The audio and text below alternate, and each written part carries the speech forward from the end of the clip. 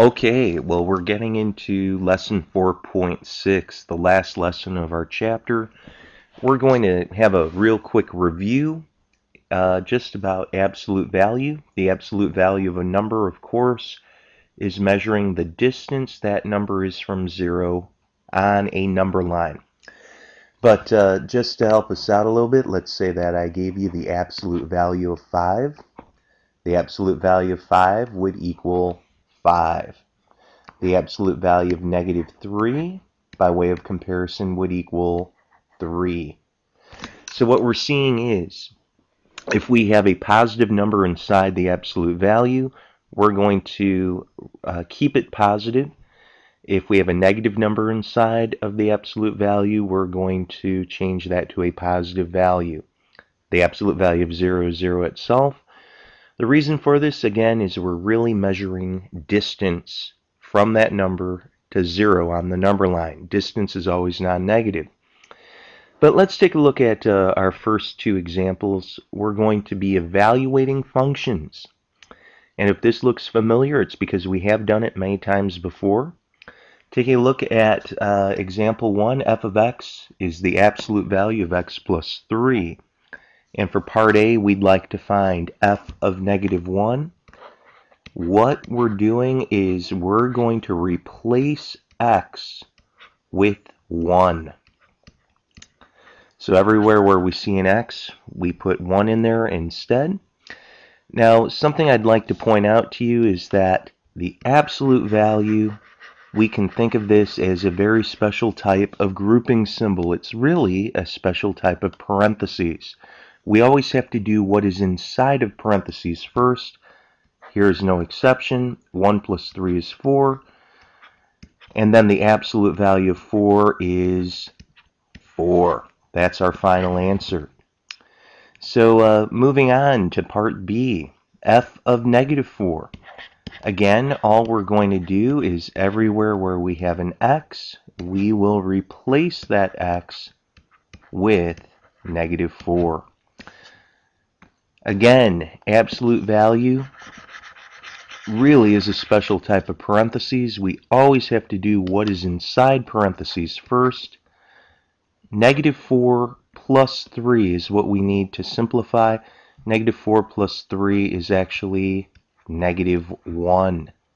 And then the absolute value of negative 1 is positive 1. So that's example 1. Moving on to example 2. We're doing something very, very similar. The only difference is, take a look at example 2 with me just briefly. You can see that this function has the absolute value of x, but there is a minus 8 outside of it. So for part A, as we're evaluating f of 1, we're going to do the absolute value of 1 minus 8. And of course, once again, we always do what's inside parentheses first, and we're actually going to have to evaluate the absolute value first. The absolute value of 1 is 1, and then 1 minus 8, very simply, will be negative 7. Similarly, finding f of negative 4, well, we're just going to replace x with negative 4. That's going to become the absolute value of negative 4 minus 8. And again, this ongoing theme, we always are going to work out this absolute value first. The absolute value of negative 4 is positive 4. And 4 minus 8, we'll have a final answer now of negative 4. Okay, moving on to our next type of problem. Graphing absolute values. Absolute value functions, something to help you out. Absolute value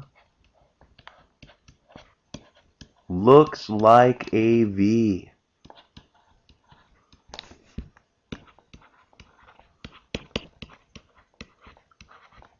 Always. So V for value, it's going to look like the V in our alphabet, the letter in our alphabet. Our V might be narrow or wider. It could open up. It could be an upside down V also. Today's lesson, we're going to be a little bit more contrived. We're going to see that the tip of the V for all of our problems in our shape here will always be at the origin. But let's say that we'd like to graph this. Here's all we need to do. We're going to make ourselves a little chart, a little T-table. And what we will do is always choose x equals 0, at least for this lesson today. Choose x equals 0, and then we're going to use symmetry. We're going to let a value of x get larger than 0. The most simple would be a 1. But we've gotten one step above 0. We'd also like to go one step below 0. So we're going to do this for all of our absolute value graphs. We're going to choose an x value and then choose its opposite.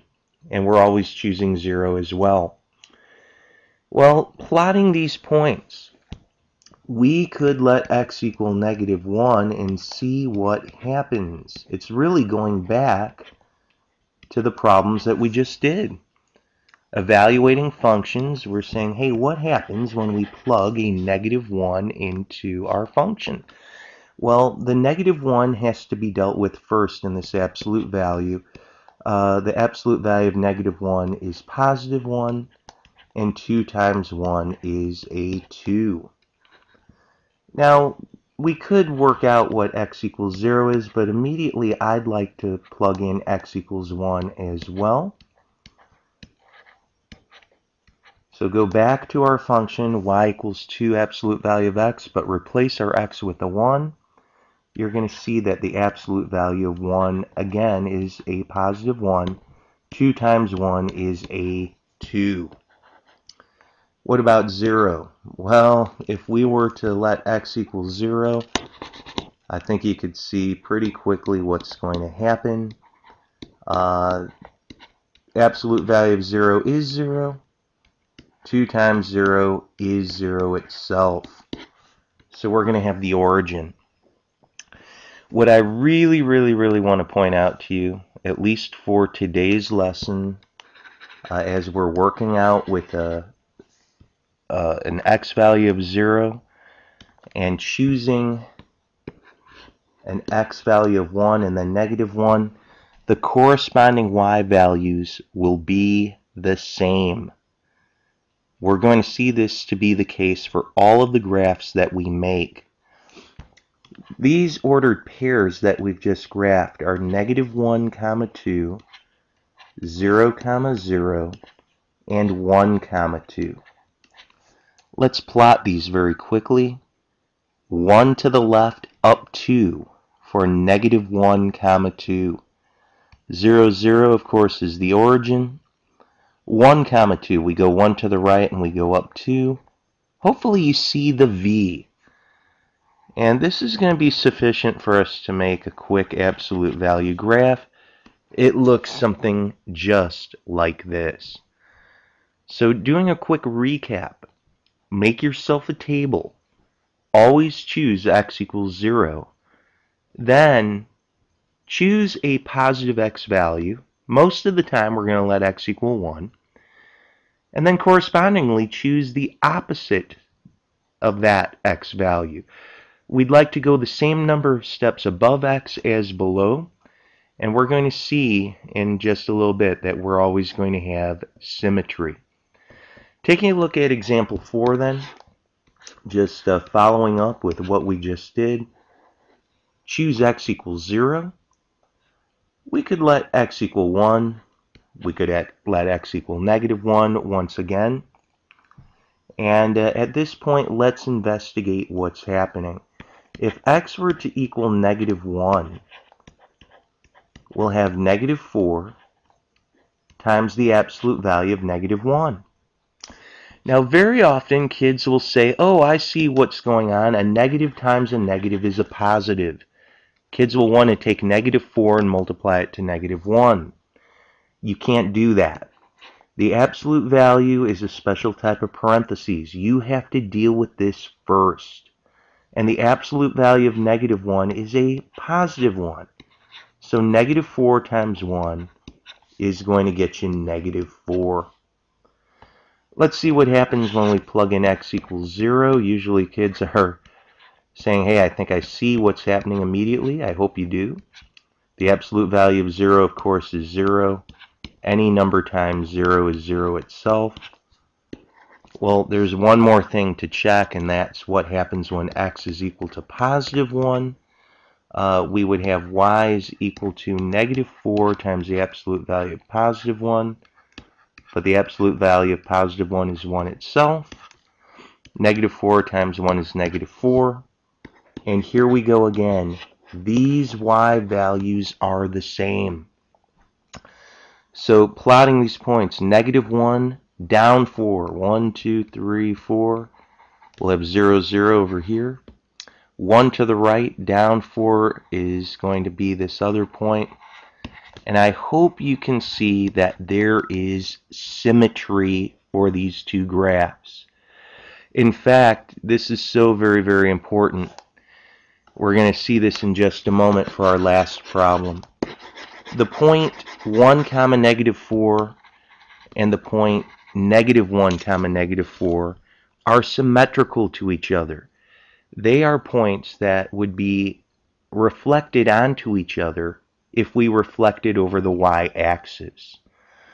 So this is always going to be the case. This is why we also choose our x value and then the opposite value of x as well. Let's take a look at one last problem, and this is number 5. They are not asking us to graph here.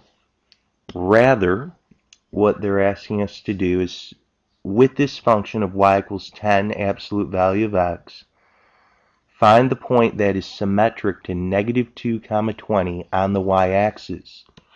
Well, again, this is a V shape.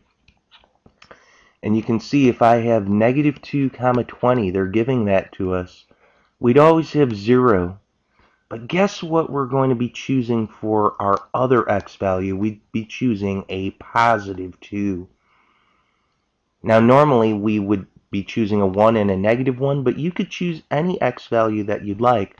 Negative 2 is 2 steps away from 0. 2 is 2 steps above 0 as well. But notice what we were saying. Our y values must be the same. We're always going to see our y values being the same and our x values being opposites of each other to be symmetrical about the y-axis. So what's our final answer here? What point would be symmetrical to negative 220 over the y-axis? 2 comma 20. Our y values are the same. Our x values are opposites. Well, that's it. That was our last lesson in Chapter 4. Hope this makes sense. Best of luck to you.